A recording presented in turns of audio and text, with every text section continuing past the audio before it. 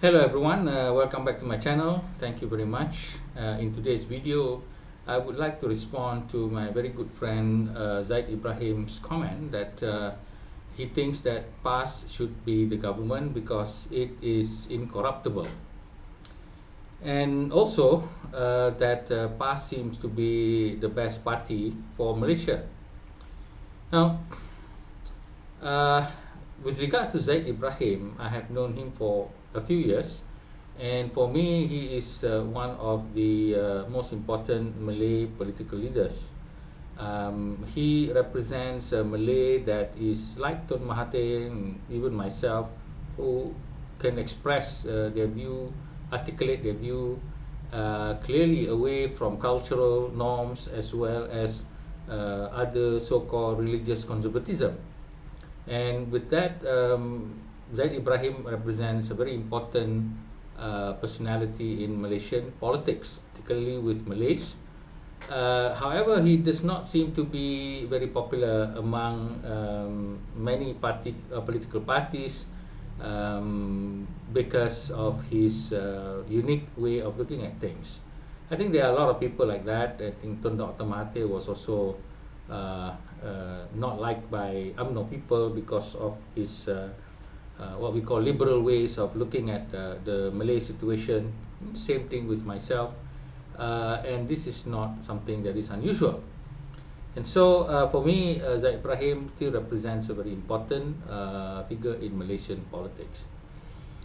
However, in this view that he has taken, I wish to give a different perspective or share my own perspective about this situation of whether PAS is good in government because it is incorruptible.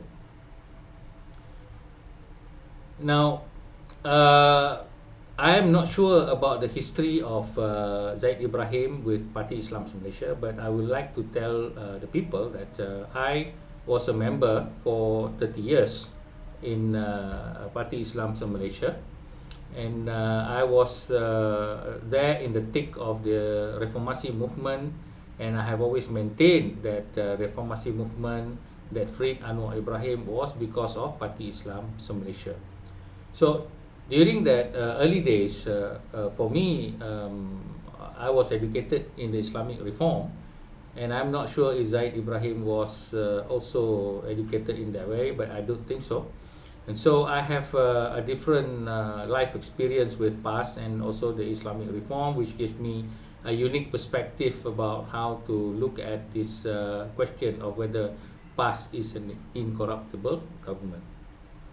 Now, for me, if we were talking about PAS that was during the height of Reformasi, then I would agree with Zaid Ibrahim, because I see for myself the struggles of PAS, their principles and their ethics, and we have people like Dr. Zulkifli, Mat Sabu, we have the late Salahuddin Ayub, all are very good people, and we have Hatta Ramli, and we have also Hadi Awang, Padil No, we have Nick Aziz. So all those people are great, and to me, in the first part of Reformasi, which is 1990s and before 2010, PAS was at its height in terms of its value system, its principles, and I would agree 100% with Zaid Ibrahim if it were to get into government, and that it would be an incorruptible government, because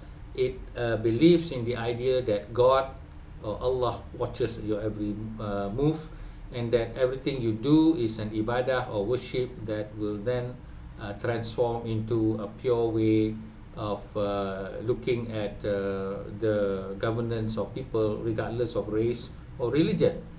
And I supported PAS because I believe in that Islam, the Islam that was propagated by PAS, as opposed to the other Islam of institution that is propagated by the Barisan National Government. So in that, yes, I would agree. But now, PAS is a different animal altogether. I have clearly shown my non-support of this party because it has gone away from what I understand to be the Islamic value system. Now, PAS may claim that they have all the ulamas, and they can claim all this, and they can say, oh, Prof. Tajuddin is not educated in Islam, therefore he doesn't know anything about Islam. Well, beg your pardon, but there is no cleric in Islam. You don't get special points just because your name is Ustad Hadi. Okay, there's nothing, no account in heaven that will mark you as, oh, leader of Islamic party, therefore 10 extra points. No, zero. Okay, there is none. In Islam, everyone is equal, all the Muslims, and just because you have so-called education in one sense, that doesn't mean that you are the best Muslim.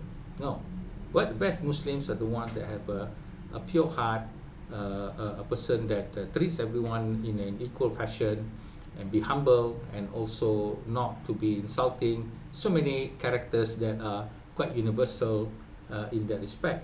I have seen all those so-called ustaz and PhD holders who are really terrible in terms of their character, in terms of their way of treating others, and their perspective of other people, other custom, other religion, thinking that they are the best.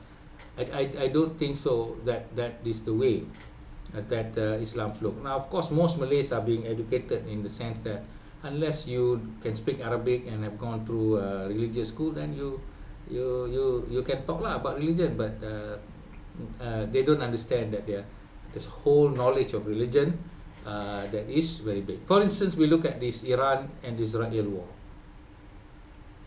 Go out and look at the show called Shia, and people hate them, and people try to catch them and even put in prison or whatever.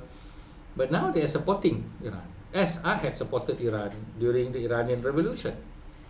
But now I don't agree with Iran and the way of its governance, and so I have changed my perspective. So this is the point that I'm taking, that Zaid Ibrahim is supporting Parti Islam Malaysia when it is at its worst. What do I mean when its value system is at its worst? Where did I say that? Well, you've seen Hadi Awang declaring most non-Muslim as animals tidak bermarwah. You've seen him how he accused non-Muslim as susceptible to corruption, as if Muslims are not susceptible. And you've seen how some of the past members are trying to connect Chinese with communism, and trying to connect Chinese with Christianity, and this is being played out, and this is actually not an Islamic way of doing things. Now, some other people say no, as long as Islam wins, then anything goes, meaning you can do whatever. And this is a perspective to me that's dangerous. Now, I like to share a story one time.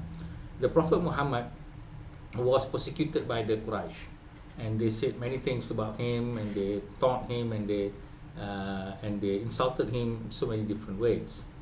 So one day, something happened in Arabia. There was an eclipse, I think the eclipse of the sun, where the sun disappeared for a while, and the whole world became dark during the daytime.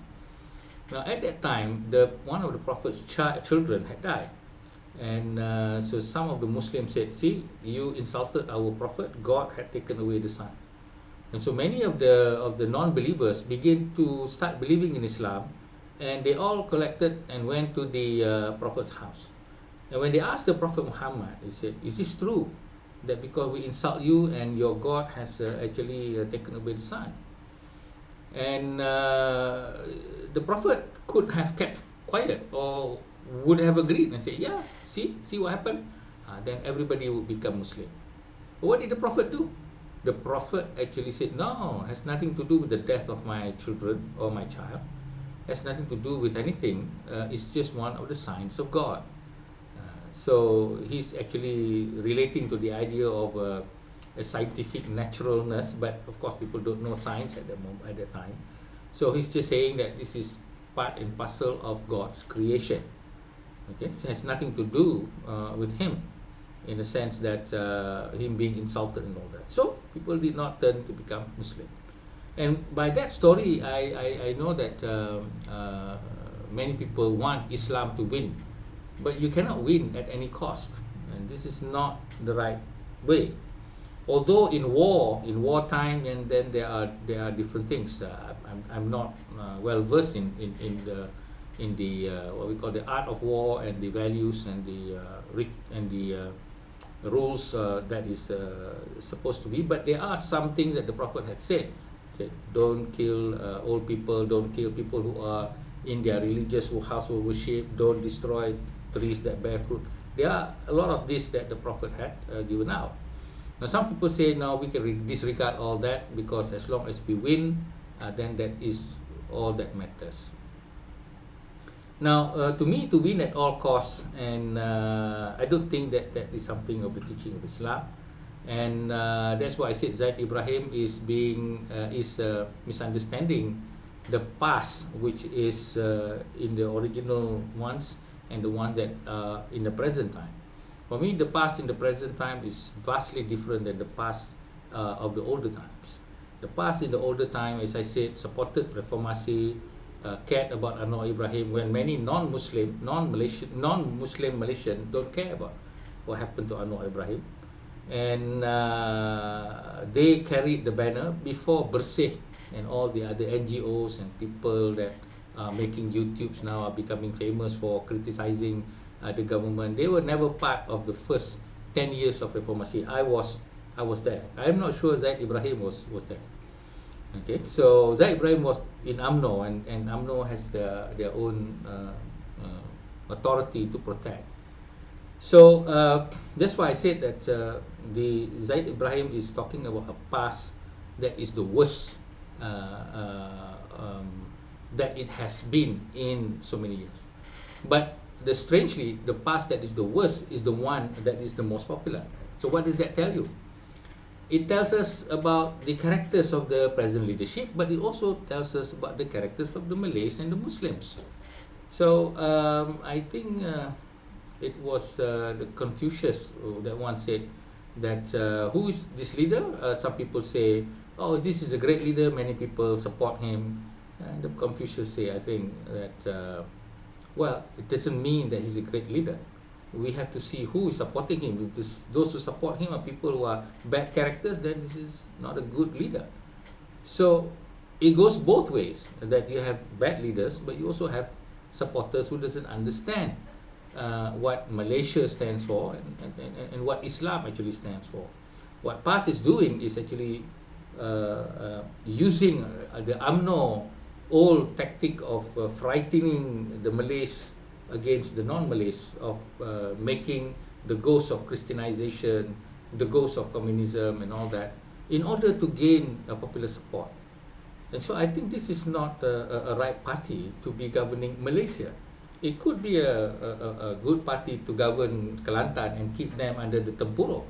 That's their business. The Kelantanis want to vote for PAS and they want to be under the tempurung, that's their business. Okay, so but to say that PAS is incorruptible, I think you need to look at their characters, the characters of declaring Kunut Nazilah, meaning you declare everyone is your enemy. Not only your enemy of PAS, but enemy of Islam. You're making enemies. And also, as I said, trying to create all sort of stories that these non-Malaysians are a threat to Islam. What kind of a party is this? Perhaps Zaid Ibrahim, who once belonged to UMNO, didn't mind this because UMNO played that game also. But to me, this is not right. And so I disagree that PAS can be a government that is incorruptible, and that it can be a wholly better government than what we have at the moment. For me, I think what we have is the best that we can hope for at the moment. There is no other alternative. But if anybody were to suggest Perikatan Nasional and PAS and all that, well, I don't think that is the right way to go. But if somebody were to say, well, what about a combination of Rafizi Ramli and Khairi Jamaluddin and some other young people that is very good, then of course I will say that is a good alternative. But at the moment, I have to be in a different perspective than my friend Zaid Ibrahim to actually support the idea that PAS is incorruptible. The PAS of old, yes, but not the PAS of this present one. So we are of a different time. So Zaid Ibrahim's suggestion for me is a wrong timing. But as I said, when past is at its best, it did not win the election.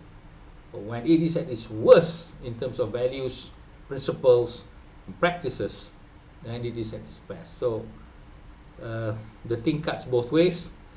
There's problem with past, but there's more problem with the way Malays view the idea of Islam and in relation to the idea of what Malaysia stands for. So with that, I would like to thank everyone for listening to my version and or my perspective on the issue of whether PAS can be a good government for Malaysia. Once, yes, not now. Thank you.